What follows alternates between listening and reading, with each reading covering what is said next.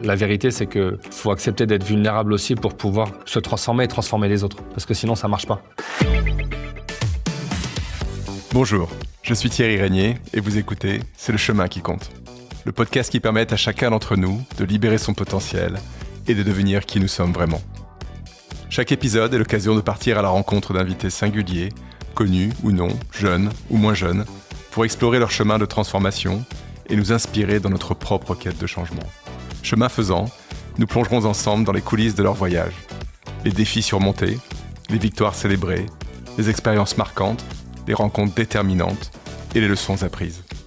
Bref, toutes choses qui nous rappellent que plus que la destination, c'est le chemin qui compte. Donc aujourd'hui, je reçois Nassim Merzouk, un acteur engagé pour l'intérêt général qui met son énergie et ses compétences au service de projets à impact. Bonjour Nassim. Salut Thierry. Alors Nassim, je suis super heureux de t'accueillir parce que pour moi, quand je regarde ton parcours, tu incarnes ce que ce podcast cherche à mettre en lumière, c'est-à-dire les chemins de transformation. Et le tien est profond, courageux, inspirant. C'est aussi un chemin semé d'embûches, de doutes, de remise en question, mais aussi d'éveil et de conquête et d'alignement. Ta trajectoire montre que sur les sols les plus arides peuvent parfois naître des vocations puissantes. Alors laisse-moi le retracer, ce chemin. Tu nais dans le 19e arrondissement de Paris, avant de grandir au bord du canal Saint-Martin, puis dans les Yvelines, et enfin à Saint-Maurice, au sein d'un quartier populaire du Val-de-Marne. Tu es l'aîné d'une fratrie de 4 enfants, dans une famille où le climat était souvent tendu, parfois violent. Tu le dis avec tes mots, on grandit vite dans ces environnements-là. Ton enfance est marquée par une vigilance constante, une nécessité de s'adapter, de lire les signaux faibles. Et cette hypervigilance, bien plus tard, tu comprendras qu'elle t'aura forgé des compétences clés, l'écoute active, l'intuition sociale, la capacité à sentir les dynamiques invisibles. Ton parcours scolaire est chahuté, diagnostiqué hyperactif, mais tardivement, tu t'ennuies à l'école, dissipé, dispersé, mais jamais désintéressé. Tu débordes au contraire de curiosité. Et le premier tournant, c'est un redoublement, 3e, une véritable claque pour toi, une conseillère d'orientation qui te pousse vers la compta, mais toi, tu veux faire de la chimie. Tu obtiens une place dans un lycée professionnel parisien spécialisé et là, révélation, tu es enfin à ta place. Tu rencontres des profs inspirants, tu performes, tu t'épanouis, tu sors même major de ta promo. Tu poursuis en bac pro, puis en BTS, en alternant chez Veolia, dans la gestion des eaux usées, et tu dis en riant que la prophétie de ton prof de maths qui te disait que tu finirais éboueur s'est effectivement réalisée. Pas à pas, tu prends confiance en toi par la culture et la danse hip-hop que tu continues à pratiquer aujourd'hui, par des profs qui croient en toi, par des rencontres qui te donnent des leviers d'évolution. Tu comprends que tu peux viser plus haut, tu tentes une école d'ingénieur, mais ça ne passe pas cette fois-ci. Tu poursuis en fac à Jussieu, puis en master dans une école de management où tu découvres la sociologie, le marketing et surtout la RSE, la transformation des organisations par le sens. C'est une deuxième bascule pour toi, tu réalises que ce sera ta voix, éveiller, transmettre, faire bouger les lignes. Tu te formes, tu network, tu tentes Ticket for Change sans être retenu. Alors tu pars 8 mois en Asie, tu reviens, tu doutes, tu stagnes. Et puis une connaissance te propose de tenir un pop-up store. Tu découvres la vente, l'énergie du terrain. Tu enchaînes avec la commercialisation de formations sur les discriminations en entreprise. Un sujet évidemment qui résonne avec ton vécu. Puis le Covid arrive, tu fais du bénévolat chez Make Sense. Et à la sortie du confinement, on te contacte pour déployer jevaiser.gouv.fr, la fameuse plateforme de la réserve civique qui permet de connecter les associations avec les citoyens.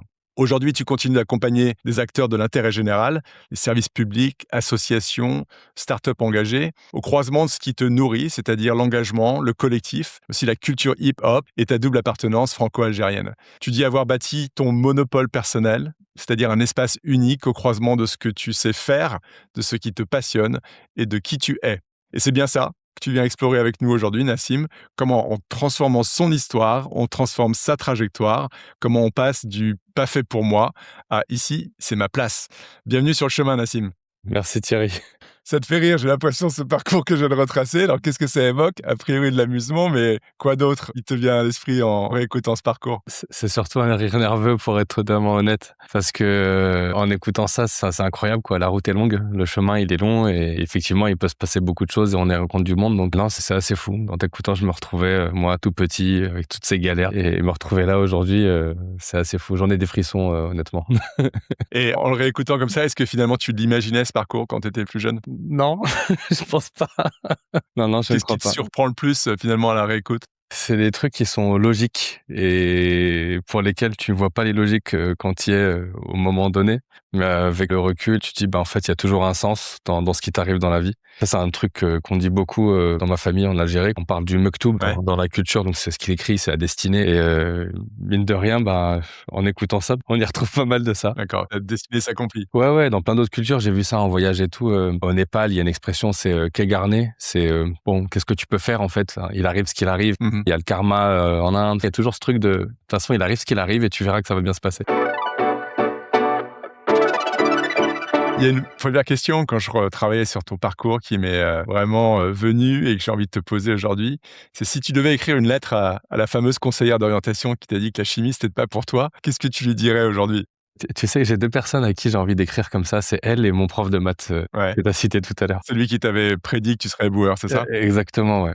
Alors, il y a un côté au fond de moi, avec le gamin que j'étais à l'époque, j'ai envie de dire un peu, ouais, hyperactif comme ça, un peu nerveux. Mmh mh. Vous vous rendez pas compte, c'est n'importe quoi, pourquoi vous faites ça? Vous tuez des vocations et cetera. Puis de l'autre côté, Nassim d'aujourd'hui qui est plus dans, l'accompagnement, l'écoute, la compréhension et qui intervient beaucoup avec des gens dans le secteur public, donc des gens que je côtoie quotidiennement aujourd'hui et en prenant un peu plus de recul, en me disant: «Bon, bah, je comprends que c'est compliqué pour vous, de travailler, avec, des centaines d'élèves et de les accompagner dans leur réflexion parce que vous avez pas forcément toutes les réponses. Néanmoins, moi, je vous propose de prendre quelques minutes d'introspection et de regarder un petit peu, qu'est-ce qu'on peut faire pour transformer un peu l'accompagnement et prendre en compte, en fait, toutes les bonnes volontés qui sont au cœur de ces élèves au quotidien. Et de partir finalement de qu'est-ce qu'ils savent faire, qu'est-ce qui leur plaît, qu'est-ce qui les amuse et de réfléchir à, bah, comment on peut, créer un avenir à partir de ça. Plutôt de se dire, bon, bah, en fait, de toute façon, il est bon à rien ou, le marché fait que ou l'univers de l'éducation, il est dur et du coup, vous pourrez pas, donc allez là-bas. Et en fait, ça que j'aurais envie de lui expliquer, c'est que faites confiance. Faites confiance, laissez-les aller. Ouais,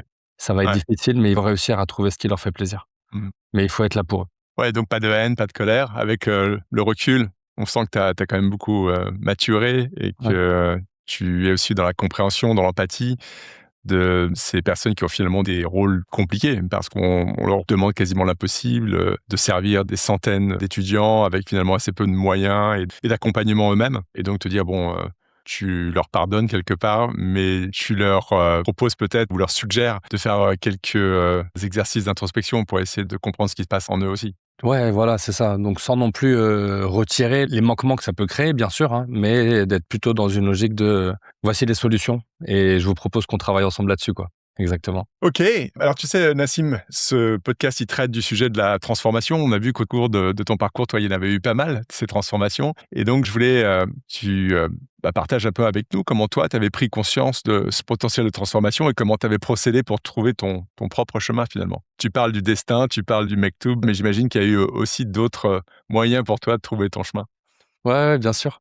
Il y a un truc quand même que je peux retrouver un peu, c'est les rencontres, quelles qu'elles soient. Enfin, c'est vraiment un truc que je remarque et qui m'a suivi, en fait, toute ma vie vraiment et peu importe quel groupe d'amis, quel groupe de gens que je connais, il y a toujours un truc qui revient de, bah, Nassim, les rencontres. Ah, Nassim, tu connais les gens et en fait, j'ai envie de dire que franchement, c'est grâce aux gens que j'ai eu autour de moi, tu vois? Enfin, déjà dès la maison, ma mère, qui, malgré un climat, ultra compliqué à la maison, enfin vraiment, très difficile, qui a toujours été là pour moi et qui a tenu et qui a toujours été à l'écoute et qui m'a fait confiance alors qu'en fait, c'était pas facile pour moi. Enfin voilà, j'étais vraiment le gamin perturbateur, mais très sympathique, hein, mais voilà, il bougeait trop, il parlait trop, il faisait Ouais. des blagues, enfin c'était difficile quoi, je tenais pas en place et elle m'a toujours fait confiance, m'a jamais abandonné quoi, dans le fait que, bah, t'inquiète, on trouvera toujours un truc et ensuite, effectivement, j'ai grandi dans un quartier populaire, mais dans une ville qui est plutôt, on va dire aisée, du sud-est parisien qui s'appelle Saint-Maurice, sur les bords de Marne et on avait une mairie qui était assez chouette, je trouve, pour les jeunes, avec une MJC où il se passait des choses, on avait des sorties scolaires, il y avait un jumelage, il y avait un conseil municipal des enfants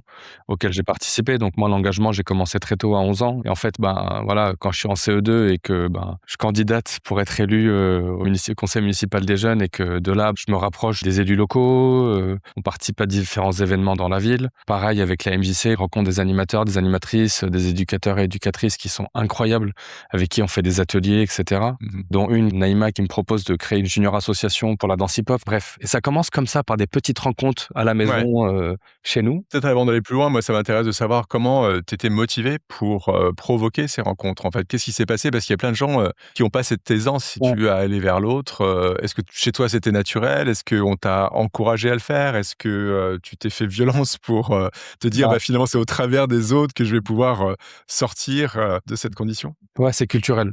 En fait, moi, j'ai grandi avec beaucoup d'adultes. C'est-à-dire dans le sens où, quand j'allais voir ma famille en Algérie, j'avais mes oncles et tantes, on avait des cousins, des cousines et en fait, j'ai souvent été avec des plus âgés que moi, du coup, notamment en Algérie et donc j'avais ce lien assez simple avec les plus grands et d'être dans une posture d'écoute parce que je m'étais dit: «Bah, il y a un truc un peu de respect des aînés et des gens qui ont, cette sagesse et qui peuvent te partager des choses» et du coup, moi, mon grand-père nous racontait des histoires, quand on était enfant, sur, l'Algérie, sur sa vie, sur des contes. Il y avait mes oncles qui me partageaient plein de petits trucs du quotidien, je me souviens qu'ils m'emmenaient voir, leurs propres copains donc j'ai baigné dans un truc de être avec les grands et les autres, c'est cool et du coup, je pense que comme j'ai besoin de m'exprimer, je pense que les grands, ils aimaient bien ça aussi, d'avoir le petit gamin qui réagit, qui a du répondant et tout. L'aiguillon, ouais. Exactement, ouais, c'est ça. Ben, grâce aux gens, ils m'ont montré que c'était possible et en fait, je me suis rendu compte que lorsqu'il y avait des opportunités, bah, fallait les saisir et sans le savoir, bah, je me rendais compte que, bah, si toi, tu étais en réaction positive avec, le monde des grands et ben, en fait, à un moment donné, on pouvait aussi te montrer le chemin et je pense qu'inconsciemment, comme tu l'as dit tout à l'heure, être attentif, à l'écoute, sur le qui-vive. On parle d'agilité en entreprise, bah, je pense que moi, j'étais vraiment ce gamin agile. Faut être réactif pour savoir ce qui va se passer. Est-ce qu'il y a Ouais, une opportunité à saisir? ouais, Si oui, est-ce qu'elle est bien ou elle est pas bien? Et je pense que ouais. très jeune, vraiment quand je te parle du conseil municipal des jeunes, c'est, je suis en CE2 et je me dis: «Bon, ben, en vrai, c'est cool. J'ai le droit de proposer des idées. Donc vas-y, quoi». Ouais, donc ta méthode, c'était, effectivement faire preuve de curiosité, aller à la rencontre pour finalement créer ces opportunités et puis les saisir quand, tu estimais qu'elles étaient, propres à te permettre de trouver ta propre voie. Exactement, donc toujours tester des trucs, s'il y a une opportunité et ça des gamins, ouais. Est-ce que tu as le sentiment finalement aujourd'hui, toi, d'être, assez proche de ta vraie nature? Est-ce qu'il y a eu, finalement un moment de bascule ou est-ce que, tu es en progression, en cheminement constant, pour tendre vers toi-même ou est-ce que tu dirais que tu t'en es bien rapproché? Non, c'est une très bonne question. Bah, je pense que ça a beaucoup bougé. C'est-à-dire que, j'ai toujours essayé d'être moi-même parce que ça marche pas quand je suis pas moi-même. Je me sens pas bien. Je donne pas le meilleur, je me sens un peu oppressé, enfin, bah, c'est un peu comme la claustrophobie. Si j'ai l'impression de jouer un rôle ou de devoir être dans une case, bah, ça Mmh. me convient pas très bien mais j'ai appris, à faire ça grâce au monde du travail. C'est-à-dire que j'ai fait de l'alternance assez tôt et du coup, je me suis dit: «Bon, bah, Nassim, tranquille, essaye de te poser, d'être à l'écoute pour pas faire trop de bruit». J'y arrivais pas, je prenais de la place et en fait, beh, j'ai itéré sur, comment être moi-même. C'est-à-dire, j'ai toujours essayé d'être moi-même, mais j'ai itéré pour savoir, ben, c'est quoi la meilleure version de moi-même entre je suis profondément qui je suis, le gars qui bouge beaucoup, qui est sympathique, et donc avec le monde de l'entreprise, j'ai essayé de voir un peu les limites que je pouvais avoir, mais tout en étant, quelqu'un de correct et de pouvoir, être, acceptable dans le monde du travail et en fait, j'ai tâtonné comme ça avec les différentes expériences, que ça soit, l'entreprise, quand j'étais en alternance ou quand je faisais des missions freelance déjà à l'époque où j'avais distribué des flyers, ou avec la danse hip-hop et un truc qui m'a permis vraiment d'être moi-même sur le long terme, j'ai mis 20 ans je pense à être vraiment, sûr de moi là-dessus. C'est grâce à la danse hip-hop. Parce qu'en fait, en danse hip-hop et dans la culture hip-hop, même de manière générale, il y a un peu ce truc de personnage. Et ça, on le retrouve dans la Mmh. danse, dans le graffiti, dans la rap. C'est comment tu construis ton personnage. Et aujourd'hui, dans le monde du travail, LinkedIn parle de personal branding. Et moi, je travaille là-dessus depuis que j'ai 15 ans. Parce que quand j'arrive sur une scène ou dans un cercle de break, il faut que quand je rentre, on sache que c'est Nassim. On me connaît pas, mais c'est moi. Comment je résonne avec la musique, comment je bouge, comment je prends le toucher. Et ça, j'ai beaucoup appris ça avec la danse. Et je l'ai transposé sans le savoir, mais du coup, avec le temps, je l'ai pratiqué, théorisé. Bah, comment j'applique justement, cette approche de, qui je suis et c'est quoi ma personnalité, le Ouais, character, le personnage dans ma vie du quotidien et du coup, ouais, ben, ouais. sans savoir, j'ai fait du personal branding pendant 20 ans, quoi. OK. Bah, c'est super intéressant, en fait, ce parallèle et comment tu as pu définir ton personnage? Parce qu'en fait, tu te dis: «Pour être bien, il faut que je sois aligné avec qui je suis». Mais comment tu as défini qui je suis? Comment tu as créé ce personnage? Sur quels critères, en fait? Sur Ouais. quelle base? Par l'expérimentation. Je t'avoue que moi, les théories, j'aime bien, mais je les comprends pas toujours si je les pratique pas. Mmh. Et c'est l'une des raisons pour lesquelles à l'école, c'était pas toujours simple. C'est quand on me dit, bah voilà le théorème de bidule, bah ok, cool, mais je sais pas de quoi tu me parles. Comment ça se matérialise? Et c'est pour ça que j'aimais bien les sciences, c'est que c'est comment j'expérimente et que je vois des choses et je vois les résultats. Et c'est par les résultats que je comprends comment ça marche. Et en fait, bah, j'ai développé un peu ça bah, en testant entre plusieurs mondes. Ma double culture franco-algérienne, la culture hip-hop, avec les battles, les événements, les spectacles, le réseau que je développe grâce à mes déplacements en France et dans le monde avec la danse. Et puis par l'école et le monde du travail où mon parcours part du BEP jusqu'au monde académique et en Mmh. plus en tant qu'ouvrier au opérateur à un consultant dans le monde de l'entreprise. Et en fait, je tâtonne entre les différents mondes et j'expérimente. Et vraiment, par les rencontres, je teste comment je parle, comment je me présente. Est-ce que je dis comme ça? Est-ce que je dis comme ci? Vraiment du test D'accord. énorme, mais vraiment pragmatique, quoi. Et comment tu sais que tu es dans le vrai, en fait? Comment tu sais que tu es dans l'alignement, au bon endroit? Comment je sais? Je me suis trompé et je me suis retrouvé dans des situations où, par exemple, j'avais essayé de m'associer avec des gens, où je me retrouvais dans des endroits où je faisais du networking, où j'étais pas à ma place. Je sentais que c'était pas forcément mon monde, où je sentais que ce que je disais n'avait pas été compris. Et en fait, c'est en fonction de la réaction, un peu comme quand on fait des AB tests aujourd'hui dans le monde du Ouais, marketing. De ouais. la même manière que dans un mail, tu mets un objet 1, un objet 2 et tu testes. Moi, je faisais pareil. J'entends ce que tu me dis, mais comment tu le savais, en fait, que c'était, plutôt A que B, tu vois? Et parce que c'est quoi? C'est ton corps qui te parle? C'est ton esprit? Pour les auditrices et les Ouais, auditeurs, tu vois, ouais. qui nous écoutent, essayer de savoir, comment ça se passe pour toi, pour voir si pour eux, il y a moyen de reproduire ça. Est-ce que je sentais que c'était bizarre? Par exemple, il y a des moments où j'avais comme une sensation de vertige. Je sentais que j'étais pas aligné. Donc il y avait un Mmh. déséquilibre quelque part, soit dans, ce que moi je partageais, soit dans ce que les gens me renvoyaient et donc ça pouvait créer un peu de dissonance et je me disais: «Ah tiens, bizarre. Est-ce que c'est moi? Est-ce que c'est mon environnement ou pas?» D'accord. Donc ça, c'est un premier élément en termes d'émotion. Je pense que c'est Ouais. ultra important. On parle beaucoup d'hypersensible. Moi, c'est quelque chose dans lequel je me reconnais beaucoup. Sauf qu'en fait, je les ressentais, mais j'avais pas toujours compris comment ça marchait. Et effectivement, sans le savoir, j'écoutais quand même mes émotions et mes sentiments et j'ai beaucoup été guidé par ça. Ouais. Tu sais quoi? Le meilleur exemple là-dessus, c'est les enfants. Moi, j'ai un fils de 3 ans aujourd'hui et j'ai beaucoup plus appris en le regardant évoluer depuis qu'il est né, sur moi, que toute ma vie en introspection. Parce qu'en fait, c'est évident. Tu vois un enfant, il te dit tout de suite oui ou non. Et mine de rien, moi j'aime bien être un grand enfant en fait, parce que on est des êtres émotionnels et il y a un truc qu'on a beaucoup oublié et que je me suis sans cesse, je vais pas dire battu, mais en tout cas j'allais à contre-courant dans les systèmes, que ce soit à l'école ou au travail, sur Mmh. Mmh. mettons les émotions au centre. Et pour te répondre clairement là-dessus, je pense que c'est les émotions. Ouais, j'ai le sentiment, en fait, peut-être comme message pour ceux qui nous écoutent, c'est que, écoutez-vous, écoutez vos émotions, voyez comment ça résonne. Si l'émotion est positive, c'est a priori, vous allez plutôt dans le bon sens. Si elle est négative et que ça crée un désalignement, à ce moment-là, peut-être, tenter autre chose. C'est exactement ça. Ouais, c'est clairement ça.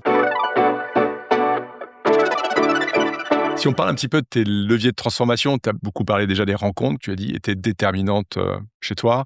Est-ce que toi, tu as développé des habitudes, des rituels qui aussi t'ont aidé à construire, ce que tu es devenu aujourd'hui? Ouais, bien sûr. Il y a 2 habitudes particulières. C'est un, me mettre dans des conditions qui correspondaient à ce que je veux atteindre ou obtenir ou réaliser.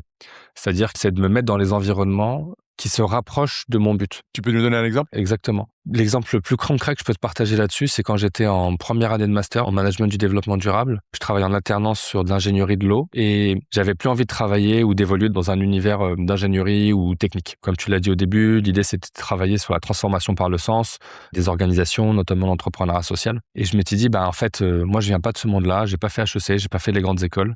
Les seuls endroits où il y avait de l'entrepreneuriat social à l'époque, c'était HEC et l'ESSEC. Et comme moi j'ai pas fait ces parcours-là et que quand j'ai candidaté, les personnes qui voulaient m'accueillir, c'est comment faire pour me retrouver avec ces gens. Et j'ai tout de suite regardé en fait quels étaient les événements networking ou les salons, les soirées, les conférences autour de Mmh. ces sujets-là.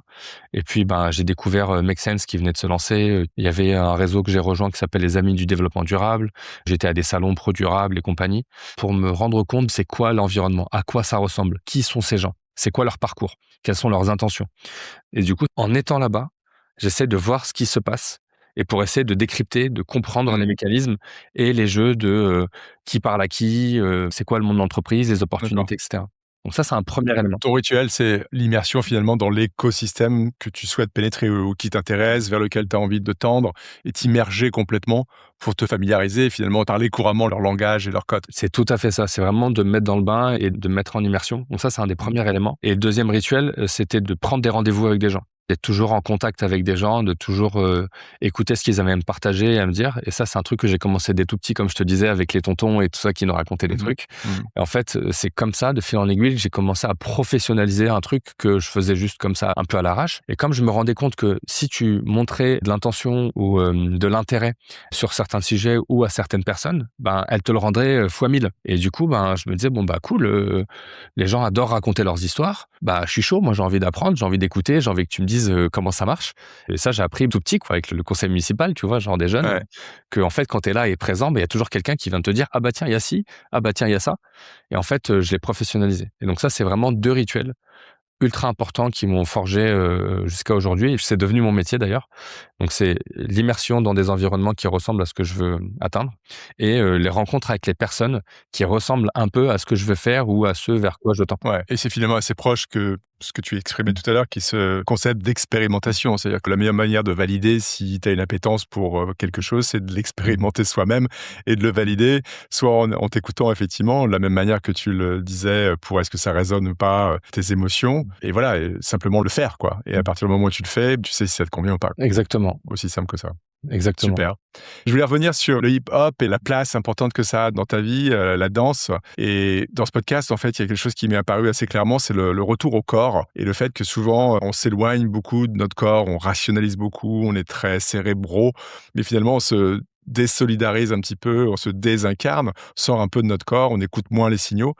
Et j'ai le sentiment que toi, tu es très proche de ça. Et donc, je voulais savoir dans quelle mesure ça avait contribué à cette transformation, ta proximité au corps finalement Ouais. et à la danse. Et je l'ai compris très tard que ça a été un vecteur puissant pour moi. Déjà, moi, la danse m'a permis de me canaliser. Ça m'a permis de canaliser des émotions que je ressentais en grandissant dans mon climat familial. La partie un peu injustice que je constatais à l'extérieur dans mon quotidien, que ce soit les moqueries des gens à l'école ou les difficultés avec les profs, etc. Et puis plus tard, avec le monde du travail, de rendre compte un peu les problématiques qu'on pouvait y retrouver sur du stress, du burn-out, etc. Et en fait, je me suis rendu compte finalement que ça a été un vecteur de canalisation, d'une part, et deuxièmement, d'expression. Donc c'est par le corps que j'ai appris à m'exprimer. C'est-à-dire que en danse, grâce à la musique, tu peux t'exprimer et te poser dessus, comme un référentiel. Et de là, la musique, comment toi tu vas faire corps avec la musique et donner une nouvelle clé de lecture de la musique, parce que tu vas l'entendre. Et moi, je vais pouvoir m'exprimer au travers de ce que j'écoute et donner forme à quelque chose qu'on entend. Et par ce biais-là, je donne forme à ce que moi j'ai en tête et ce que j'ai au fond de moi. Et donc ça a été un vecteur de transformation de comment j'accueille une émotion et comment je la redonne. Et ça, c'était ultra important pour moi parce que ça m'a permis de faire le lien avec un concept que j'ai découvert il y a pas très longtemps, qui est tête, cœur, main. Mmh. Du coup, la musique, c'était ça, et la danse, c'était ça pour moi. C'était comment je fais pour écouter, ressentir, donc le cœur, bouger, danser, les mains. Et de ça, j'ai appris finalement à intellectualiser mes émotions, mes idées, ce que je ressentais, pour pouvoir les exprimer à l'oral avec les gens autour Ouais. de moi. Et puis à l'écrit, j'écris un manuscrit, j'écris sur LinkedIn. Et ça, c'est ultra puissant parce qu'en fait, c'est un tout. Et en fait, la danse a été finalement le lien, le vecteur qui permet de lier, la tête, le cœur et le corps Exactement. et de pouvoir, mieux, verbaliser finalement tes émotions, en parler. On Exactement. peut s'exprimer évidemment avec le corps, mais comme tu le dis, très justement avec les mots. Et la danse pour toi permet de faire ce lien. Exactement. Moi, ça m'a permis ça et j'aimerais bien citer MC Solar là-dessus. Il y a un truc qui dit, c'est la beauté du corps sans effort, c'est de danser. C'est dans Qui sème le vent récolte le tempo. Ouais. Et bah, c'est ça. Enfin, vraiment, clairement, ça, j'aime beaucoup cette phrase et ça traduit bien ça, quoi. Je voulais te demander, dans ton parcours, tu as traversé pas mal de moments de doute, d'incertitude, vraisemblablement liés aussi à des jugements que tu as pu recevoir dans ton écosystème. Comment toi, tu as traversé ces moments-là? Comment tu les as vécus? Comment tu les as adressés? J'ai de la chance de pouvoir discuter avec ma famille. Ma mère, encore une fois, qui a souvent été présente dans mes doutes et mes questionnements. Ça, c'était assez précieux. Les moments où ça a été le plus difficile pour moi, c'est les moments où je me suis senti un peu seul, où j'arrivais pas à savoir avec qui je pouvais parler de ces doutes-là ou de ces questionnements. Et puis moi, ce qui m'aide le plus, c'est vraiment de partager ça. D'avoir un cercle de gens proches, qui peut être de la famille, des amis, un compagnon, une compagne. Et du coup, c'est beaucoup par la parole et par le partage que j'ai réussi, moi, à traverser ces moments-là. Et lorsque je fais un peu le chemin de vie, c'est les personnes avec qui j'ai pu échanger qui m'ont permis d'extérioriser, d'écouter un peu ce qui se passe et moi de refaire le chemin de OK, comment ça a été compris? Comment moi je peux recomprendre mon propre problème une fois que ça a été partagé? Parce que moi j'allais pas voir de psy, enfin voilà, j'ai pas grandi dans ce schéma-là, j'avais pas ces possibilités-là. Par contre, d'avoir un ami proche, un ami de confiance, une mère, une compagne avec qui échanger, moi ça a été beaucoup là-dessus, un peu de pair à pair quoi, de buddy avec qui on Ouais. peut justement se partager là et ça a beaucoup été ça. Donc toi, la manière dont tu les traverses, c'est surtout par le partage, Ouais, avoir un espèce de conseil personnel. ouais, Tu réunis des gens en qui tu as ouais, confiance et qui ouais. peuvent être la caisse de résonance qui te Ouais. renvoient un Ouais. certain nombre de choses qui te permettent de traverser ces moments de difficulté. En one-to-one surtout, ouais. Et du coup, si j'ai un problème, je vais l'aborder avec 4-5 personnes que j'estime être des gens qui sont en capacité de comprendre par plusieurs biais différents, hein. C'est ça qui va me permettre justement de challenger un peu mes idées et de pouvoir les extérioriser parce que sinon, moi, je tourne en boucle quand je suis tout seul dans mon coin. C'est pas en introspection solo que j'arrive vraiment à décortiquer. J'ai besoin de challenger un peu. Après, ça m'empêche pas d'avoir des moments où je suis seul, hein. Mais les moments où ça se débloque, c'est quand j'arrive à vraiment identifier le besoin, d'avoir un peu calibré, de le partager et justement d'avoir un peu comment la personne l'interprète et qu'est-ce qu'elle voit elle par rapport à son propre prisme, Bien sûr. son propre expérience. Ouais, je pense que cette méthode, elle est vraiment intéressante, démarrer par une introspection personnelle, mais ensuite la partager avec un cercle de proches, d'amis en qui on a confiance, ou même de thérapeutes, de professionnels, Ouais. pour aussi sortir des fameux angles morts. C'est-à-dire qu'on n'a pas toujours la visibilité sur tout, sur nous-mêmes à Ouais. 360, alors que ce cercle autour de nous, précisément, peut nous donner un éclairage au travers de prismes différents Exactement. qui nous enseignent Ouais. plein de choses au sujet de nous-mêmes Ouais. qu'on ne voit pas nécessairement soi-même. Ouais. Et d'ailleurs, maintenant, depuis quelques années, je le fais avec des professionnels. Moi, j'ai vu que quelques psys avec des méthodes différentes, des personnes qui sont coachs. Et ça me permet aussi de compléter avec de la méthode. Il y a des personnes dont c'est le métier d'avoir des méthodes pour t'amener aussi à la réflexion. En ce moment, c'est un moment de ma vie où je compte aussi beaucoup là-dessus. Parce que je vois bien que des personnes qui ont de la méthode pour pouvoir te faire réfléchir et te faire sortir des trucs Ouais. que tu as un peu sous-jacentes, mais que tu n'arrives pas à les faire remonter, c'est ultra précieux et je découvre ça un peu tardivement, mais c'est super puissant, quoi. Ouais, quand on peut faire appel aux autres, c'est toujours une bonne idée. Et comme le dit le proverbe africain que je ne cesse de répéter sur ce podcast, quand on veut aller rapidement, on va seul, mais quand on veut aller loin, on y va ensemble. On y va ensemble, ouais. Exactement, ouais. Ok, c'est un peu un lieu commun, Nassim, et je sais que toi, tu as vécu quelques blessures dans ton histoire. On dit souvent que ces blessures, elles peuvent aussi amener des choses positives et qu'on peut les transformer en ressources. Est-ce que ça a été ton cas, toi? Est-ce que tu as vraiment fait acte de résilience, comme on dit, de transformer des blessures, des challenges, des traumatismes en choses positives? Ça a fonctionné pour toi? Ouais, ça a fonctionné pour moi. C'est important aussi de pouvoir partager le fait que, c'est un sujet que je trouve difficile à aborder parce que, c'est facilement récupérable. En mode, bon, bah, voilà, tant mieux, soyez en galère et puis, la vie, elle vous en Ouais, redonnera. Et ça, c'est les limites, moi, de ce que je peux partager par rapport à ma propre expérience parce qu'on n'a pas ouais, tous les mêmes chances, les mêmes opportunités dans la vie de pouvoir justement les transformer. Parce que je pense qu'il y a, enfin, j'aime beaucoup Bourdieu, j'aime beaucoup aussi, Chantal Jacquet qui a beaucoup travaillé sur les parcours de transclasse et justement de comment on peut sortir de galères et qu'est-ce qui font qu'on peut transformer des galères en réussite. Moi, j'ai aussi beaucoup de chance de grandir dans un environnement qui m'a permis de transformer des difficultés en réussite. Et du coup, ça devient un peu ma méthode. C'est comment, par les contraintes, on peut identifier des leviers de développement ou de réussite. Donc, effectivement, ça a bien fonctionné pour moi, mais ça a un coût. Je me souviens d'une discussion que j'ai eue avec une collègue de travail qui me dit un jour dans les couloirs du bureau, c'est marrant Nassim, j'ai l'impression que tu arrives toujours à bien t'en sortir. Et je lui ai dit, bah ouais, mais à quel coût? Et en fait, ce jour-là, j'ai vraiment compris le truc. Je l'ai vraiment ancré en fait comme, ouais. ah ouais, c'est marrant que tu me dis ça parce que oui, je m'en suis toujours sorti, mais en fait, je traîne des boulets aussi, tu vois? Ça laisse des cicatrices. Les cicatrices, bon, elles sont plus ou moins douloureuses. Il y en a que tu vois, elles te font plus mal. Il y en a qui tu vois pas, mais elles te font encore un peu mal. Il y en a qui te rappellent d'où tu viens. Il y en a qui te rappellent qu'il faut toujours travailler sur soi pour justement apaiser certaines douleurs. En tout cas, pour moi-même, c'est comment en faire un moteur, mais faut savoir que ce moteur, il a une réserve limitée.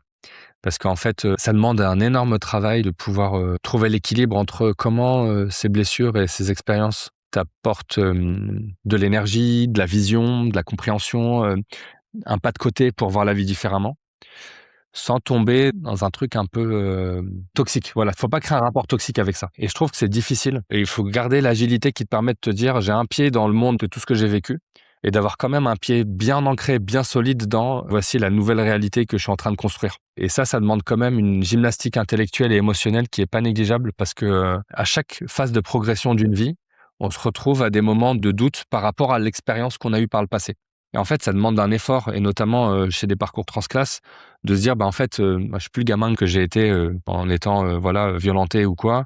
Je ne suis plus la personne qui a grandi dans tel climat. Je suis celle-là» et il y a toujours une tension et en fait, c'est comment tu gères cette tension entre, d'où tu viens, le chemin que tu as parcouru, celui qui te restera à parcourir et comment tu y vas avec ce nouveau toi. C'est un peu complexe ce que je partage, mais tout ça pour dire qu'effectivement, c'est un moteur, c'est important, c'est intéressant, mais ça demande quand même beaucoup de travail personnel et avec des professionnels pour justement se reconstruire aussi en dehors de ça. tout cas, merci infiniment de partager tes témoignages avec nous. Je sais que c'est pas toujours évident d'aller aussi profondément en soi et de partager des choses très intimes, mais je pense que c'est des témoignages qui sont utiles pour ceux qui nous écoutent et qui ont vécu ces blessures et montrer que c'est possible d'en faire des forces, que c'est compliqué, que c'est pas facile. Le chemin est souvent une ligne de crête délicate, mais qu'il y a une voie, quoi. Donc, merci d'avoir tracé la voie pour nous. Avec plaisir. Nassim, quel impact, toi, tu dirais que ta transformation personnelle a eu sur toi dans un premier temps, mais aussi sur les autres autour de toi? C'est une très bonne question. Enfin, l'impact sur moi, il est incroyable, enfin, il est inimaginable. Enfin, clairement, je suis là où j'aurais eu envie d'être il y a plusieurs années. Donc, j'ai l'impression que le chemin que j'ai parcouru, il ressemble à celui que je voulais. Enfin, je pense que la transformation, pour moi, elle est quotidienne, elle est tout le temps. Ça n'existe pas un monde où tout est figé, et y compris nous-mêmes. Ça, c'est vraiment un de mes mantras. C'est vraiment que c'est continuellement. Et les moments où j'oublie ça, la vie, elle me le rappelle en me disant hey, tu t'es un peu trop reposé là. Lève-toi et bouge. Il y a une amie, Jeanne, qui avait créé un truc à un moment, c'est bouge, t'es pas un arbre. Donc ça, c'est pour moi. Et pour les autres, je savais pas, mais je l'ai appris et j'apprends aussi à l'accepter. J'ai toujours un truc que les autres n'ont pas vu, que je peux partager. Et on me dit ah ouais Nassim, mais trop bien. Alors que pour moi, ça paraît une évidence ou une absurdité ou quelque chose de bidon. Enfin, pour être totalement honnête, et je le dis publiquement, des fois j'ai des trucs, je les dis pas parce que j'ai l'impression que c'est stupide. Et quand je reparle du coup à tête reposée ou en one-to-one avec des gens, je dis non, mais en fait c'était incroyable ce truc parce que j'y avais pas pensé, j'avais pas vu ça comme ça. Et je me rendais compte à quel point ma folie, mon hyperactivité, en fait c'était quelque chose qui pouvait combler, compléter, accompagner, donner de nouvelles clés de lecture à des personnes qui leur ont permis finalement de voir un truc qui était invisible et de pouvoir ouvrir une porte et qui leur a permis d'aller à un autre endroit. Ta transformation, évidemment, aide et encourage la transformation des autres. J'ai l'impression. Enfin, c'est un peu mon sentiment. Toi, tu as le sentiment que ton travail, ton cheminement, les efforts que tu as déployés pour devenir la version de toi-même que tu aspires à être, a contribué, a eu un impact idéalement positif sur les autres autour de toi également. Et exactement. Et un truc pour compléter ça, c'est le partager.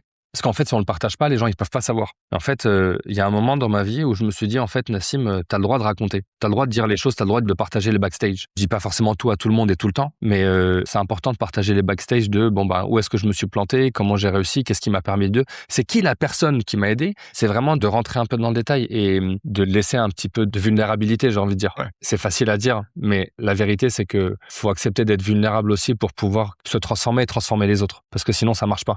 C'est super que tu en parles parce que ça paraît tellement contre-intuitif d'être vulnérable, surtout quand on est un homme, parce qu'on nous a tellement enjoint de ne l'être pas, que c'est difficile de l'être. Mais en fait, c'est vraiment consubstantiel à l'idée de transformation. Pour se transformer, il faut accepter d'être vulnérable. Et c'est super que tu en parles, mais c'est pas facile. Ah non, c'est pas facile parce que, en fait, c'est quoi d'être un homme? C'est quoi d'être un mec? C'est quoi d'être un mec comme moi j'ai envie de l'être en tant que papa, en tant que conjoint?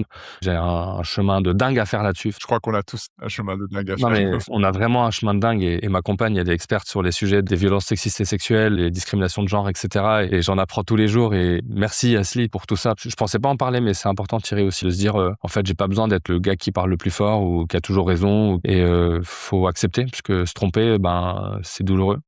Ça m'arrive d'avoir du mal encore d'assumer de me tromper, mais c'est aussi un truc qui m'a aidé, moi, dans ma transformation, d'accepter de me tromper et de tester, de me planter et de voir si ça marche ou pas, quoi. Merci d'avoir abordé ce sujet délicat. Quel conseil, toi, Nassim, t'aurais à donner à quelqu'un qui cherche à entamer son propre chemin de transformation, qui en est un peu au début, qui n'a pas autant cheminé que toi? Quelques conseils pour lui ou pour elle? Moi, il y a un conseil que je partage souvent. C'est peut-être pas le plus facile parce que ça demande un peu d'effort, mais c'est d'aller parler aux autres, d'aller demander comment ça a marché pour ceux qui ont essayé, ceux qui ressemblent à ceux qu'ils veulent être. Si c'est d'un point de vue professionnel, d'aller chercher des gens qui ont mené un chemin qui ressemble à ce que toi, tu as envie de faire. Si tu es sportif et que tu as envie de rencontrer un sportif, peu importe, mais disons que d'essayer d'identifier des modèles, on parle beaucoup des rôles modèles. Et je pense que moi, ça a été un levier incroyable pour moi, c'est d'aller chercher des gens, justement, qui sont pour vous des modèles. Quelqu'un qui a fait un peu plus le chemin que vous. Quelqu'un qui a fait déjà 5% ou 10% de plus que vous, lui parler pendant 1 heure, Vous allez déjà gagner 6 mois ou 1 an. Et puis en plus, cette personne, elle est vraisemblablement plus accessible que celui qui est déjà arrivé. Moi, je partage presque 1 heure par semaine où je donne un peu de temps à des personnes pour partager des trucs. Mais ça, c'est un bon truc que tu dis. C'est-à-dire que c'est bien de demander conseil aux autres, mais c'est aussi bien parce qu'on est compétent à un niveau qui est ce qu'il est, mais on l'est vraisemblablement plus que d'autres personnes. Donc, Exactement. offrir ce niveau de compétence à d'autres personnes qui sont moins avancées que nous sur le chemin, c'est aussi une bonne manière de progresser, d'affirmer ses compétences, de les consolider et de les partager. Donc, c'est gagnant-gagnant quelque part. Ah bah ça, c'est clair et ça, c'est un des leitmotifs du mentorat et clairement, il y a un peu ce truc de quand toi, tu partages des choses à d'autres, et toi, tu en apprends énormément aussi parce que toi-même, ça te fait penser à des trucs que tu avais pas forcément captés sur toi-même Bien sûr. parce que tu dois les rendre intelligibles à d'autres. Donc en fait, ça te demande de le conscientiser et de pouvoir le rendre lisible. Et puis deuxièmement, ce que les autres te partagent, ils t'apportent aussi des réalités que toi, tu pas forcément vues ou ils constatent des choses de toi que toi, tu pas identifiées. Enfin, en fait, c'est un Ouais. échange, mais ultra puissant et il y a un truc dans le savoir, l'économie du savoir qui est dingue, c'est que ce que toi tu donnes, tu le perds pas. C'est pas un jeu à somme nulle. Ah non, Pas parce que tu donnes que tu perds quelque chose. Ouais. non, et même ton heure, elle est pas perdue, enfin, tu as gagné autre chose. En vrai, moi, j'ai jamais perdu à prendre du temps avec quelqu'un et j'ai jamais quelqu'un qui m'a dit: «J'ai perdu du temps en parlant avec toi». Nassim, on arrive déjà à la fin de notre conversation. À quoi ça ressemble la suite du chemin? Est-ce que tu l'as déjà imaginé? Pas dans le détail, je t'avoue que je suis arrivé à une période de ma vie où j'essaie de construire un petit bout parce que Ouais. j'ai fait pas mal de chemin et j'avoue que je pensais pas en arriver là parce que pendant le confinement, j'ai fait un peu de travail de coaching avec une personne qui s'appelle Azeta, que je salue et donc on a fait un plan de: «Bon, tu es où dans 5 ans?» Franchement, à part la maison, dans la campagne que j'ai pas achetée, Tu as tout j'ai tout. coché. Enfin, j'ai, mon activité d'indépendant, j'ai ma compagne, j'ai mon enfant, j'ai un endroit dans lequel je me sens bien. Donc ça, c'est assez incroyable et donc là, pour moi, la suite, c'est, comment j'essaie d'être un peu plus loin dans mon rôle de père. Ça, c'est un truc qui est Mmh. ultra important pour moi, c'est, comment j'essaie de progresser professionnellement, tout en laissant plus de place à, comment je prends du temps avec mon enfant et puis aussi d'essayer de construire un nouveau cap, cette fois-ci, mais, familial. Comment on fait pour, en famille, se donner une vision? Ça, peut-être, c'est un chemin pour moi, à parcourir parce que je trouve qu'il est pas facile. Ça demande de travailler, ensemble, à 2, à 3, à 4, si on a plusieurs enfants et cetera. C'est peut-être ça la suite du chemin, Thierry et je te remercie pour cette question-là parce que tu m'aides même à le penser de manière, assez factuelle et c'est comment je crée ou je co-construis une nouvelle vision, ensemble, ouais. Top. Est-ce qu'avant de se quitter, il y a un sujet qu'on n'aurait pas abordé qui tient à cœur, que tu aimerais partager avec nos auditrices et nos auditeurs ou une actualité qui est la tienne? Je sais que tu as commis un ouvrage qui s'appelle hashtag 40 jours au bled, mais est-ce qu'il y a d'autres choses que tu aimerais partager? Bah, hashtag 40 jours au bled, c'est un livre que j'ai envie de publier et franchement, j'aimerais bien essayer de travailler un peu plus Ouais. là-dessus, sur l'écriture, poser mes idées un peu. J'ai un autre ouvrage aussi que j'ai en tête, un essai autour de, justement, de mon parcours de transclasse avec un peu toutes ces galères-là, les confrontations que j'ai pu avoir dans mon quotidien et ça, c'est un travail que j'ai commencé qui me permet un peu de poser et de prendre du recul tout en étant juste sur, Ouais. la réalité de ce que ça implique et franchement ça, c'est un de mes objectifs pour la suite de pouvoir justement poser ça et de penser les cicatrices aussi et penser avec un A et avec un E. Exactement. Alors Nassim, on n'est pas tout à fait à la fin parce qu'avant de se quitter, il y a une tradition dans ce podcast qui s'appelle les questions mitraillettes. Et donc l'idée, ça va être pour toi de répondre à un maximum de questions en moins de 2 minutes. Est-ce que tu es prêt? Je suis prêt. Alors qu'est-ce que tu lis comme livre en ce moment? Bourdieu, c'est, en roman BD, une enquête sur l'Algérie. Est-ce qu'il y a un livre qui t'a particulièrement marqué ou influencé dans ta vie? Les identités meurtrières de Amin Malouf. Quelle est la personne qui t'inspire le plus? Ma mère et mon grand-père. Ouais, les 2 là, jackpot. Comment commences-tu ta journée? Chaque jour est d'autres histoires. Que voulais-tu faire quand tu étais petit? Je voulais être pilote de chasse. Quel talent aimerais-tu avoir? Savoir, rester à ma place, qu'on me voit pas. Être invisible, quoi. Quelle est ta plus grande force? Prendre de la place et partager. Qu'est-ce qui te donne le plus d'énergie? Être avec les autres. Quel est le meilleur conseil que tu aies jamais reçu? Quand j'ai eu mon enfant, j'ai une amie Annecy qui m'a dit, «Tout change en fait, tout a une fin, donc il y a toujours un recommencement». Ça, c'était ultra précieux. Quel est ton meilleur remède contre le stress? La musique et la danse. Qu'est-ce que tu aurais aimé savoir quand tu avais 20 ans? Fais-toi confiance pour de vrai. Qu'est-ce qui t'énerve le plus? Les frictions, Qu'est-ce qui te donne le plus d'espoir? les réussites des gens et les partages. Comment aimerais-tu qu'on se souvienne de toi? Quelqu'un qui a pu donner tout ce qu'il pouvait donner au moment où il fallait. Quel est le plus beau chemin que tu aies jamais emprunté? Celui de mon voyage où j'étais, seul en sac à dos à l'autre bout du monde, à l'inconnu tous les jours. Qu'est-ce que tu ferais si tu savais que tu ne pouvais pas échouer? Ah là, j'aurais tout tenté, mais vraiment tout. Il y a plein d'opportunités que j'ai pas saisies et franchement, si je pouvais tout tenter, je les aurais saisies, ouais. Il y a une chose, vraiment tu te dis: «OK, si je pouvais pas échouer, vraiment je le ferais». J'avais envie de faire un food truck, avec ma mère. Ça reste toujours un peu dans un coin de ma tête. Qu'est-ce que l'homme d'aujourd'hui aurait envie de dire au petit garçon que tu étais à 10 ans? Ça va bien se passer, fais-toi confiance et continue comme tu le fais, c'est très bien. Et enfin, qui aimerais-tu entendre à ce micro pour le prochain épisode? Là, tu me poses une colle parce que j'ai 2 personnes et ça va être dur de choisir. Eh ben, allons-y pour 2. Ah ouais, j'ai la chance, OK. Il y a Jian Erizi et puis j'ai Asli Sio, qui elle aussi en termes de transformation et de parcours, son histoire elle est incroyable. Enfin, c'est ma compagne. J'ai beaucoup appris grâce à elle. C'est elle qui m'a donné beaucoup confiance aussi sur pas mal de sujets et c'est une source d'inspiration, incroyable aussi pour moi. Super. Jian et Asli, on vous attend avec, impatience sur le podcast. Peut-être ensemble, pourquoi pas? Ah ça serait marrant. OK, en tout cas, merci infiniment Nassim. Merci de nous avoir rejoints sur le chemin pour, partager ton parcours intéressant, inspirant et merci aussi de t'être montré, vulnérable et d'avoir été, profondément toi pour partager, tes pépites de sagesse qui j'espère, auront permis à certains, d'entre nous, de se mettre en mouvement et en quête de leur, propre changement. Avec grand plaisir Thierry, merci beaucoup pour l'invitation. Merci d'avoir écouté cet épisode. Avant de nous quitter, voici les quelques pépites que je retiens de la conversation avec Nassim. Premièrement, nous avons parfois l'impression que notre passé nous enferme, surtout quand, comme Nassim, on grandit dans les environnements difficiles. Mais ce que nous vivons ne nous limite pas, cela peut aussi nous équiper. Nos blessures peuvent devenir des compétences invisibles si nous apprenons à les reconnaître et à les activer. Deuxièmement, nous attendons souvent que quelqu'un nous montre le bon chemin ou valide notre potentiel, mais personne ne peut le faire à notre place. À nous d'oser tester, expérimenter, saisir les opportunités, c'est souvent en avançant que le chemin se révèle. Troisièmement, nous cherchons à trouver qui nous sommes, comme s'il existait une réponse figée. Mais être soi, c'est un processus. C'est en expérimentant, en ajustant, en se confrontant au réel que nous construisons notre propre personnage. Quatrièmement, nous avons appris à survaloriser le mental et à ignorer nos ressentis. Pourtant, notre corps sait. Nos émotions sont des boussoles puissantes. Quand ça résonne, avançons. Quand ça dissonne, ajustons.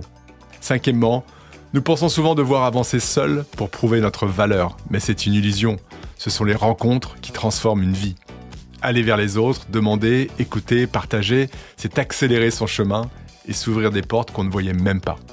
Et enfin, nous idéalisons souvent la résilience comme une transformation magique des blessures en force.